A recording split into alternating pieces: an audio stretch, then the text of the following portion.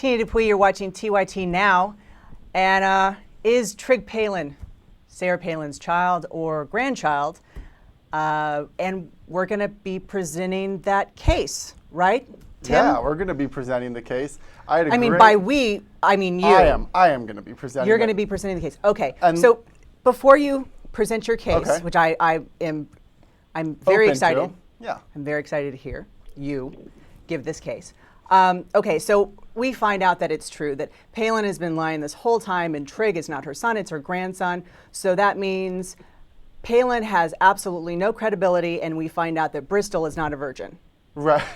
Right? Yeah. Status quo, yeah. the same. Yeah, exactly. So why the interest in this story? I think the interest in this is that for someone like Sarah Palin, who prides herself on being, the good, honest Christian that she is, who, kept the baby and didn't abort it, like she said back in 2007, 2008. I think that's the point, is that it's her character flaw almost that, she has prided herself on so long that she's that good, honest, grizzly mom. And I think that this proves otherwise, because to completely lie about a pregnancy, I would say, is a pretty, as I learned in Catholic school, a mortal sin.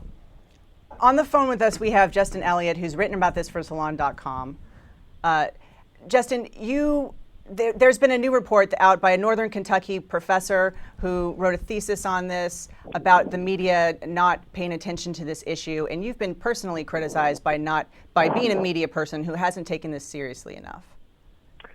That's right. This is something that Andrew Sullivan, the blogger, has been on for years now, basically ever since Palin was picked as McCain's running mate back in summer of 2008. And I didn't realize what strong feeling there. I mean, I personally think that this is all nonsense, but I wrote about it for the first time yesterday, and I've gotten just a storm of criticism and emails and tweets calling me a sissy and hack and so on for not taking this seriously. Now, you think the Trig Palin, or the Trig not being her kid is nonsense, right? Just to clarify. Yeah, Okay. Definitely.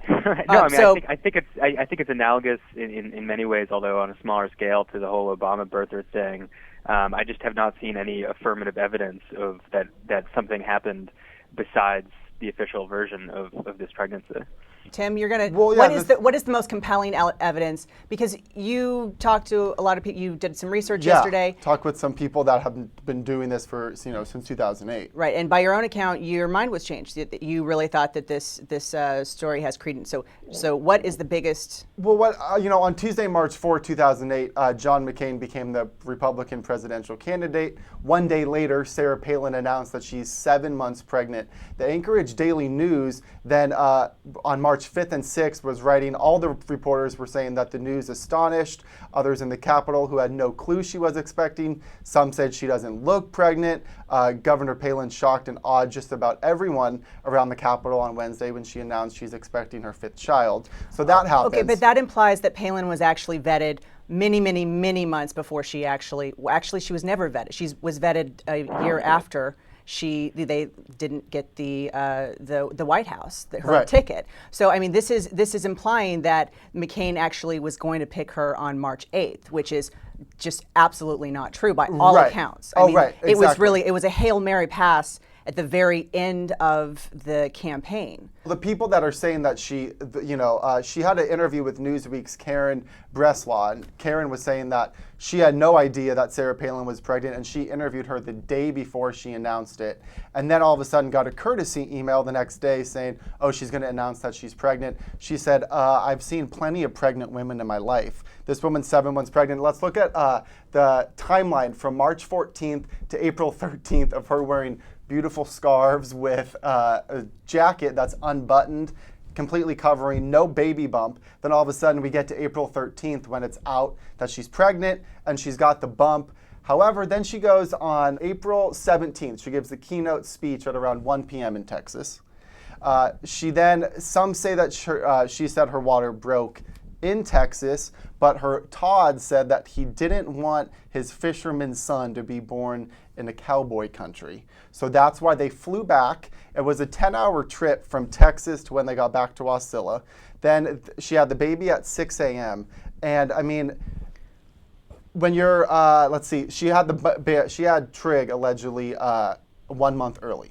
And if you are 8 months pregnant, I don't think you would want to hop on a flight, especially since then she said that her amniotic fluid was already leaking in Texas. But they didn't want their baby to be born there. Justin, what do you think about Also, this? none of this qualifies to me as sort of affirmative evidence of some alternate version of the reality that departs from the official explanation for me. I mean, look, I think anyone can believe that Sarah Palin might have done something irresponsible in getting on a plane when she was 8 months pregnant, but that's not evidence that this is a hoax. She did get on the plane that day, and she somehow, they maneuvered a way to get her not to go through security. She did not go through security because they're saying that the people that are behind this are saying that she didn't go through security because therefore she would have to take off her scarf, her jacket, which could have exposed, and then all of a sudden, come April 13th, she has the baby bump. And in an interview prior, right when she announced on March 5th that she was pregnant, she said the reason that she wasn't showing was because she had tight abs. And I don't think that you don't show when you don't, just because you don't have tight abs. And Justin, I do understand what you're saying, that it's not, I'm not saying that this is proof, but I'm just saying that where there's smoke, there's fire. No. Saying it's interesting is what the birthers say about Obama's birth certificate. Right. When they go, oh, well, it's just interesting that he didn't release it. And it's like, no, he did release it. There's nothing interesting. What I want to know is, what does Palin get by this? It was like, say if it is true. What does she gain by it? She's down in the polls. She has no credibility. There's other things that she lied about. She has sentences that contradict themselves. But I so mean, why about the vehement? I don't issues. understand. Like, what would she gain by having faked this pregnancy? I don't understand. The Washington Post did an article about her a couple months after the baby was born, and they did the whole piece was focusing on that she's this warrior of a woman who still had her fifth child that had Down syndrome, didn't abort it, so the whole pro-life movement was behind her, and they're saying that was her. That they wrote this article to showcase what a warrior she was for having this baby, when really it just is. I think that you're right. She has lied about. I mean, we could go down the list of Sarah Palin lies, but I feel like this is a lie that's like, why it doesn't really make. I feel like this is a morality issue, that you're lying that you had a kid to cover for your daughter, whatever you're doing. It's not her only kid, and I understand. The first time I heard about this, Justin, back me up here, because the first time I heard this theory was a week before Bristol Palin was revealed to be pregnant. Mm-hmm. And so it had a lot of credibility. At that point, it's like, oh, she didn't want her youngest child to be embarrassed nationally or locally or whatever by having this child. And then when it came out that Bristol was pregnant, the numbers for me don't add up. If Trig was born on April 18th and then Tripp was born on December 27th, I'm an Irish cousin. My brother is 15 months younger than I am. Right. And that's extreme. We're talking about like 8 months apart. Mm-hmm. Right, Justin? Yeah, I mean, I guess I've had the same thought, and I guess the theory is, that Levi or whoever it would have been, was visiting her in the hospital about a day after she gave birth to Trig, and then it was a month premature. Or, I mean, the thing is, there's actually multiple versions of this theory. I don't think everyone believes that it was Bristol's child. I think there's one version of the theory that it was one of Todd's sister's children. I mean, the point is, again, with all of this, that you can spend a lot of time casting doubt on the official version, and that is worthwhile up to a point. But at some point, there's a burden of proof and evidence that you have to sort of present a plausible alternative narrative for what happened. And I just haven't heard that from Tim or from Andrew Sullivan or from any of the people who've been emailing me over the past 24 hours.